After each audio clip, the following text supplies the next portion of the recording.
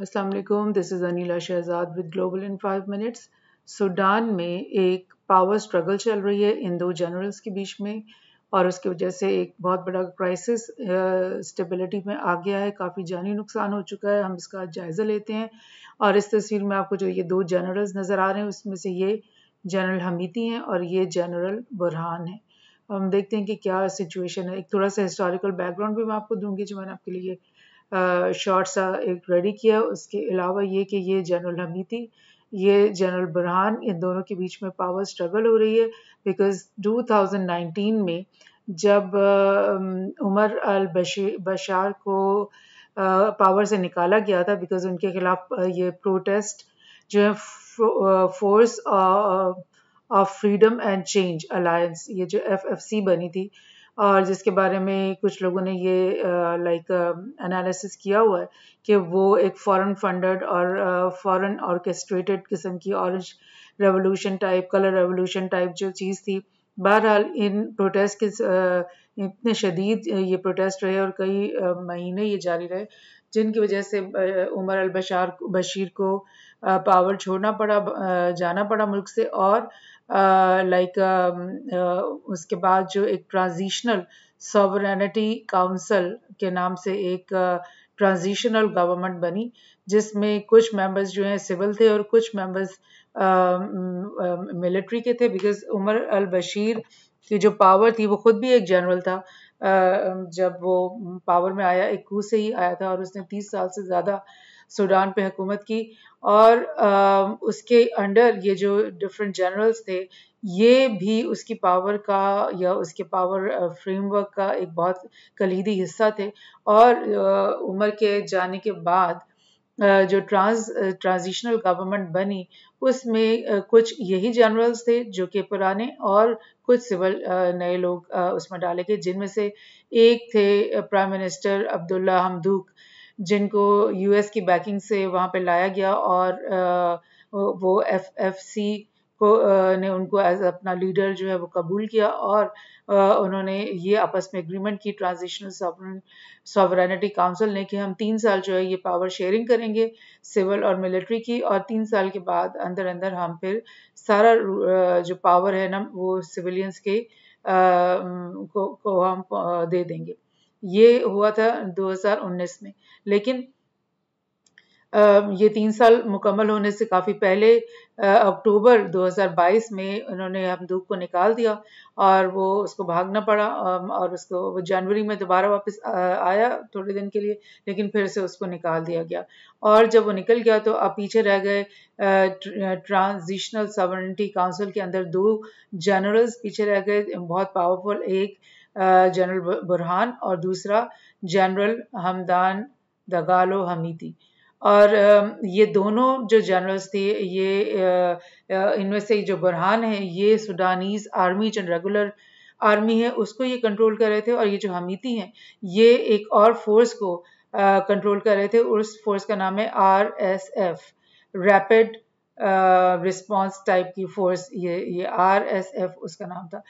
इसको हमीती कंट्रोल कर रहे थे और ये भी एक बहुत ही बड़ी और सब्सटैंशियल किस्म की फोर्स थी बिकॉज ये वो फोर्स थी जिसने दारफूर कॉन्फ्लिक्ट में बहुत साल जो है मतलब हुकूमत की तरफ से फाइट किया और जंजावीद फोर्स भी उस वक्त उसका ये नाम था और इसमें मिलिशियाज और इस तरह के पैरामिलिट्री बहुत सारी एलिमेंट्स थे और ये सारी फोर्स जो कि उस वक्त हमीती कंट्रोल कर रहे थे और हमीती ही अब भी इसको कंट्रोल किए हुए हैं। और अब जो ये पावर को मतलब सिविल तो एलिमेंट को तो उन्होंने खैर निकाल ही दिया, हमदूक को तो उन्होंने निकाल ही दिया, लेकिन अब उन्होंने ये इन दोनों की कोशिश थी कि हम दोनों में से एक के पास सारा पावर आ जाए। इसी सिलसिले में जो जनरल अब्दुल फतेह बुरहान है उन्होंने हमीती से ये कहा कि ये तुम RSF को हम इंटीग्रेट कर लो रेगुलर आर्मी के अंदर, 2-3 महीने के अंदर अंदर इनको सारों को आर्मी के अंदर शामिल कर दो। लेकिन ऑफ कोर्स हमीदी को पता है कि अगर ये एक रेगुलर आर्मी के अंदर ये फोर्स चली गई और इसका अलग से आइडेंटिटी ख़त्म हो गई तो हमीदी की जो अपनी पावर है और उसकी सिंबॉलिक जो और सिंबॉलिक भी और प्रैक्टिकली भी जो पावर है इनकी वजह से वो डाइल्यूट हो जाएगी, वो ख़त्म हो जाएगी। तो इस वजह से इस मतलब ये जो टाइम लिमिट जैसे जैसे करीब आ रही थी कि हमने पावर शेयरिंग जो है सिविलियंस की तरफ लेकर जानी है, उस वक्त तक आते आते इन दोनों के बीच में ये प्रॉब्लम शुरू हो गई। और आज की ये न्यूज़ है कि लाइक 100 से ज़्यादा लोग मारे गए हैं, क्योंकि फाइटिंग जो है वो दो जगहों पे बहुत तेज़ी से जारी है। एक तो खर्तूम जो सूडान का कैपिटल है, ये मैं आपको गूगल से भी दिखा देती हूँ। एक तो खर्तूम है, ये मैं आपको दिखाती हूँ, जो ये नाइल रिवर जो है इसके इस तरफ ये खर्तूम है, और इधर मिरोवी एक और शहर है। तो यहाँ पर आरएसएफ हमीती की जो फोर्सेस हैं वो उन्होंने यहाँ पर भी पड़ाव डाले हुए हैं, और खर्तूम के भी इर्द गिर्द वो पहुँच गए, और उन्होंने काफ़ी जगहों के ऊपर जो है यहाँ पर लाइक कब्जा करने की कोशिश कर ली है। सो अब देखते हैं थोड़ी सी न्यूज़, हम न्यूज़ में क्या चल रहा है। कल की न्यूज़ जो थी वो उसमें 56 लोगों की डेथ टोल का पता चला था, और उसमें आ रहा था कि खर्तूम के इर्द गिर्द जो है वो बहुत ज़्यादा ये मतलब टारगेटिंग, ये जो बॉम्ब ब्लास्ट और इस तरह की चीज़ें हो रही हैं। और आज की खबर मैंने आपको बताई कि 100 से ज़्यादा लोग अब मतलब इस क्लैश का शिकार हो चुके हैं। हमीदी की जो फोर्सेस हैं आरएसएफ रैपिड सपोर्ट फोर्स, इन्होंने दावा किया कि हमने प्रेसिडेंशियल पैलेस के ऊपर भी कब्जा कर लिया, जो कि खर्तूम के अंदर है, और आर्मी चीफ के रेजिडेंस जो है वो, और खर्तूम इंटरनेशनल एयरपोर्ट, ये तीनों चीज़ों के ऊपर हमने कब्जा कर लिया। और इवन एक और खबर थी कि उन्होंने बोला कि हमने रेडियो स्टेशन और टीवी स्टेशन के ऊपर भी कब्जा कर लिया। अगर वो ऐसा कर लेते हैं तो फिर इसका मतलब है कि जो बुरहान है, जनरल बुरहान, उनकी तो पावर बिल्कुल ख़त्म हो जाती है। बहरहाल वो जो बुरहान है उन्होंने, और उनके जो लोग हैं, उन्होंने बिल्कुल इस चीज़ को रिफ्यूट किया कि इनके पास कुछ नहीं है, सारी चीज़ें हमारे पास ही मौजूद हैं। और इसी सिलसिले में आप देखोगे कि US, Russia, Egypt, Saudi, UAE, ये सब जो है यूनाइटेड नेशंस और यूरोपियन यूनियन सब बोल रहे हैं कि फौरी तौर पे ये क्लैशेस को ख़त्म करो, सीज फायर करो, हॉस्टैलिटीज़ ख़त्म करो, और बैठकर अपने इश्यूज को रिजॉल्व करो। तो बात ये है कि ये जो पावर्स हैं इंटरनेशनल, पहले तो यही इनको इंस्टिगेट करती हैं, पहले तो यही इनको बैकिंग करती हैं और फ़ायदे उठाने की कोशिश करती हैं, और जब ये मामलात हाथ से निकलते हैं तो वो कहती हैं कि नहीं नहीं जी, हम तो बिल्कुल पीस के लिए हैं और अमन के लिए हैं, और ये सीज़ फायर करवाना चाहते हैं। तो इस तरह होता है इन केसेस में। इसकी थोड़ी सी मैं आपको ये भी इनका थोड़ा और डिटेल यहाँ से बताऊंगी कि ये जो बुरहान है, जनरल बुरहान, जो कि रेगुलर आर्मी को कंट्रोल कर रहे हैं, और ये जो हमीती हैं ये आरएसएफ को कंट्रोल कर रहे हैं। ये तो मैंने अभी आपको बताई है ये बात। और आरएसएफ जो है वो प्रीवियसली जंजावीद के नाम से जानी जाती थी, और ये वही फोर्स है जिसको अब उन्होंने रैपिड सपोर्ट फोर्स के नाम से कर दिया। अब ये देखना है कि इंटरनेशनल प्लेयर्स क्या हैं। हमीती जो हैं, जो आरएसएफ को कंट्रोल कर रहे हैं, उनकी बैकिंग यूएई और रशिया, ये दोनों कर रहे हैं। और यूएई और रशिया की बैकिंग का मकसद क्या है कि वो चाहते हैं कि लाइक अफ्रीका में उनको बेसिस मिले। रशिया चाहता है कि पोर्ट सूडान में जो है वो नेवल बेस एक रशिया को भी मिल जाए। यूएई भी यही चाहता है। ये दोनों, इनकी डिप्लोमेसी बहुत ज़्यादा स्ट्रांग है इस मामले में। यूएई देखने में तो बहुत छोटा सा मुल्क है, लेकिन वो पूरी दुनिया में अपनी जो है वो लाइक जगह बना रहा है बहुत तेज़ी से। इसी तरह बुरहान जो रेगुलर आर्मी के जनरल हैं, उनको के बारे में कहा जा रहा है कि इजिप्ट, लिबिया और चाड जो है ये इनके साथ दोस्ती हैं और इनको लाइक करना चाहते हैं, इनको सपोर्ट करते हैं। तो इसी सिलसिले में मैंने कुछ ये न्यूज़ शेयर यहाँ से की हैं कि सूडान के जो अल बुरहान हैं वो इजिप्ट के अल सीसी से उन्होंने मुलाकात की। ये कब हुआ? ये 2019 मई में उन्होंने ये मुलाकात की। सिर्फ इसलिए मैं आपको दिखा रही हूँ कि जो जहाँ से इनकी सपोर्ट सिस्टम है वहाँ का मैं आपको बता रही हूँ कि ये मुलाकात का मकसद क्या होता है, मुलाकात के पीछे क्या बात होती है कि इनको सपोर्ट मिल रही है इजिप्ट की अगेंस्ट हमीती, बिकॉज हमीती को सपोर्ट मिल रही है यूएई की और रशिया की, और इजिप्ट जो है उस वक्त जो है वो यूएस के समझा जाता है, एलाई समझा जाता है, और यूएस की तरफ से उसकी लाइक डिप्लोमेसी समझी जाती है। तो वो उस वक्त ये ऐसे कर रहा था। उनके अपने भी मामला होते हैं, ये बात नहीं है, लेकिन वो एक इंटरनेशनल फ्रेमवर्क में भी काम कर रहे होते हैं। सो ये अब हम देखते हैं एक और न्यूज़ मैं आपको यहाँ से शेयर करती हूँ कि बुरहान की ही ये न्यूज़ कि उसने यूएई का दौरा किया और वहाँ पर उसने कोशिश की कि मेरा वो साथ दें। तो ये 2022 की बात है। इससे ये पता चलता है कि ये इनकी डिप्लोमेसी जो है वो गाहे बकाहे वक्त के साथ साथ चेंज होती रहती है। They are always trying to break the alliance of the other party. जो जो लोग दूसरी पार्टी को सपोर्ट कर रहे हैं, हमीती को, बुरहान चाहेगा कि मैं उनसे मिलूं और मैं जा करके उनकी सपोर्ट खत्म करवा के और उनको अपने साथ अलाई कर दूं। इस तरह से ये चलता रहता है। ये इस तरह के लाइक डिप्लोमेसी बहुत तेजी से अफ्रीका में चेंज होती रहती है। ये एक और मैं आपको ये दिखा रही हूँ, इथियोपिया के जो प्रेसिडेंट हैं एबी, उन्होंने बुरहान के साथ मुलाकात की है और उनके बीच में एक इश्यू चल रहा था डैम का, उसका नाम है गर्ड डैम। उसके बारे में उन्होंने बात की और उन्होंने उसके अलावा भी जो भी मुलाकात की, दैट मीन्स कि वो आपस में अलायंस करना चाहते हैं। प्राइम मिनिस्टर अबी अहमद इथियोपिया के हैं। ये हम आपको थोड़ा सा गूगल अर्थ से थोड़ा सा दिखाती हूँ कि इन मुल्कों का ताल्लुक जो है कैसे बनता है। ये सूडान है और ये साउथ सूडान है जो कि 2011 में गालिबन अलग मुल्क बन गया था। और ये इथियोपिया का देखें आपका बॉर्डर सूडान के साथ मिलता है।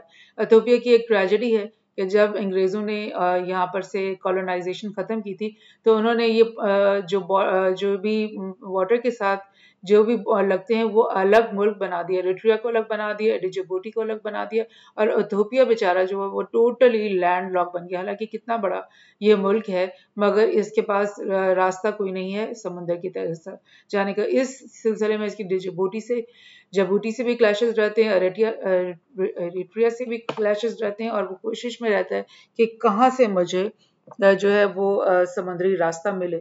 तो पोर्ट खर्तूम भी इसका एक लाइक अच्छा ऑप्शन है कि इथियोपिया की अगर दोस्ती होती है सूडान से, तो वो यहाँ से अपना माल यहाँ पर से रेड सी के अंदर लेकर आ जाए। तो इसी सिलसिले में जो इश्यू इनके बीच में चल रहा था कि वो नाइल रिवर का था। नाइल रिवर ओरिजिनेट होता है इथियोपिया में से।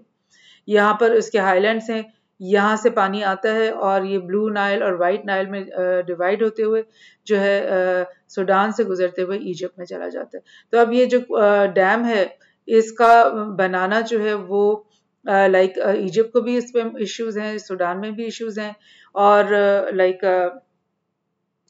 काफ़ी कॉम्प्लिकेटेड इशू है जिसको अभी रिजॉल्व होना है, इसलिए ये डैम अभी तक इसके बनना शुरू नहीं हुआ। और ये आपको साथ ही दिख रहा है इजिप्ट का ये बिल्कुल लाइक नेक्स्ट डोर नेबर है, और इसीलिए इजिप्ट जो है सूडान और आपस के मामलात में बहुत ज़्यादा इन्वॉल्व रहते हैं। सो बहुत कॉम्प्लिकेटेड और बहुत लाइक हिस्ट्री तो बहुत ज़्यादा इनकी डिटेल्ड और डीप किस्म की हिस्ट्री है, लेकिन वो आहिस्ता आहिस्ता हम आपको शेयर करेंगे। बहरहाल अभी हम बिल्कुल कंटेम्प्रेरी इश्यूज की बात करेंगे इस वक्त क्या हो रहा है। तो ये एक और न्यूज़ उसी सिलसिले में कि बुरहान ने जो है वो इजिप्ट, इजराइल और रशिया जो है ये मेमो ने बोला है कि बुरहान जो है वो इजिप्ट, इसराइल और रशिया के हाथों में खेल रहा है। लाइक वो इसको एज अ पॉन चला रहे हैं, एज अ मोहरा इसको यूज कर रहे हैं। तो इससे भी पता चलता है कि कितनी कॉम्प्लिकेटेड लाइक इनकी आपस में डिप्लोमेसीज चल रही हैं। बिकॉज हमीती के बारे में मैंने आपको बताया कि उसने रशिया के साथ बहुत ज़्यादा दोस्ती बढ़ा ली है, और अगर हमीती की रशिया से दोस्ती है तो रशिया कैसे बुरहान को कैसे कंट्रोल कर रहा है, ये मतलब डिप्लोमेटिक मैनूवरिंग बहुत ज़्यादा टाइट किस्म की चल रही है इन ममालिक के बीच में। एक और बड़ा इंटरेस्टिंग इसके साथ ही मैं आपको शेयर करती हूँ कि यमन की वॉर आपको पता है अभी तक ख़त्म तो नहीं हुई। उम्मीद है कि अब यमन की वॉर ख़त्म होने वाली है, लेकिन काफ़ी सालों से ये चल रही है। और 2019 में ये हुआ कि सूडानी फोर्सेस जो हैं सूडान ने वादा किया सऊदी अरब से कि हम तुम्हारे लिए जो है अपने 30,000 सुडानी फोर्सेस जो कि बैटल हार्डन फोर्सेस हैं, बिकॉज वो कितने अरसे से दाफुर कॉन्फ्लिक्ट में लड़ रही हैं, साउथ सुडान कॉन्फ्लिक्ट में लड़ रही हैं, और इनकी हर वक्त जंगें और इंटरनल कॉन्फ्लिक्ट्स चल रहे होते हैं, तो वो बड़े आदी हैं जंगें करने के। तो ये 30,000 फोर्सेस जो हैं वो हम यमन में लाइक सऊदी अरब की मदद के लिए यमन वॉर के अंदर उतार रहे हैं, और उन्होंने उनको भेजा। उसके बदले में सऊदी अरब ने उनको काफ़ी बिलियंस ऑफ डॉलर की एड भी दी, पहली बात। और दूसरा ये कि ये जो फोर्सेस उस वक्त हमादान ने भेजी, हमादान मीन्स हमीती ने भेजी, और ये मैं आपको बताती हूँ। Hamdan Dagalo Hemedti he is the person.